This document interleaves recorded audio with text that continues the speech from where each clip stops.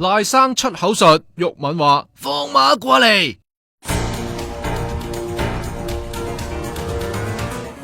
由於不足法定人數，我現在宣布休會。呢場拉布戰真係唔知打到幾時啦！咁搞法，替補惡法過唔到，連賴振英嘅5C14局改造都唔知幾時上到立法會啊！阿爺落柯打，賴振英點可以任務失敗㗎？尋日仲唔趁機出口術咩？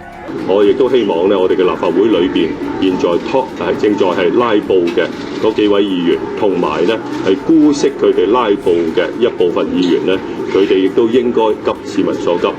香港市民係十分係注意佢哋喺呢方面嘅行為嘅。我相信香港市民呢係亦都會發聲嘅。又係用靠客呢一招，有冇新意㗎？有家長同佢講話自閉嘅仔揾唔到工，佢賴拉布，起唔到樓又賴拉布，佢唔通姓賴嘅？學佢老婆咁有兩個姓？我認為梁振英借呢個反擊打拉布而講嘅話，令到啲人上唔到樓呢個講法，代表呢一個特首係可以預見係一個無能無恥嘅特首。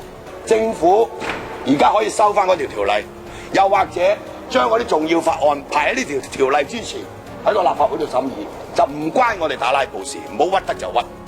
毓民雖然救火有中氣，不過都唔知捱得幾耐啦，因為佢嘅眼疾出現惡化。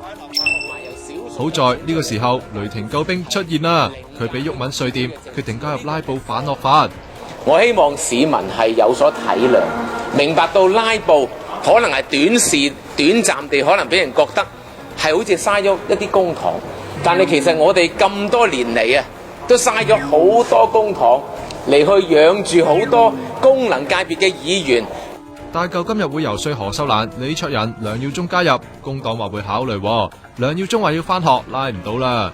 民主黨同公民黨繼續翹埋對手，拉布戰有新血。保皇黨點敢放軟手腳啊？研究星期3開始通宵開會，同毓民大舊打消耗戰，不過未揾夠人。係咪通宵冇所謂㗎 ？No big deal，係咪？瞓低咪揾白車咯，有乜所謂啫？壯烈成人都冇所謂。唔係驚你啊，係驚班白晒頭嘅保皇黨頂唔順咋。